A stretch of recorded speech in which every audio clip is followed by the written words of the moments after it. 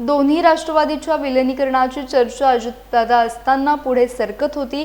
मात्र जिल्हा परिषद आणि पंचायत समिती निवडणुकांनंतर कदाचित ते झालं असतं।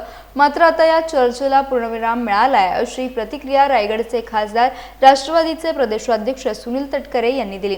खेड येथे आयोजित पत्रकार परिषदेत ते बोलत होते। 15 दिवसापूर्वी आदरणीय साहेब त्या पक्षाचं नेतृत्व करतायत, त्या पक्षाच्या कार्याध्यक्षा संसदपटू खासदार सुप्रियाताई सुळे यांची एक पत्रकार परिषद झाली।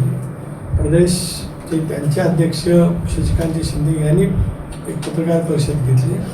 त्यांनी स्पष्टपणे सांगितलं की विलिनीकरणाचा मुद्दा संपलेला आहे, त्याच्यामुळे आज विलिनीकरणाचा कुठला प्रस्ताव नाही। एक बाब खरी आहे की स्वर्गीय दादा हयात असताना विलिनीकरणाची चर्चा अंतिम टप्प्यात गेलेली होती।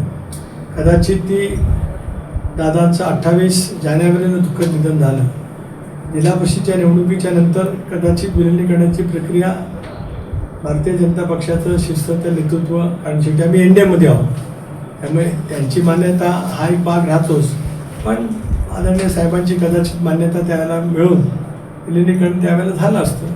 आज तशी काही परिस्थिती किंवा तसा काही चर्चा कुठे उद्भवत नाही।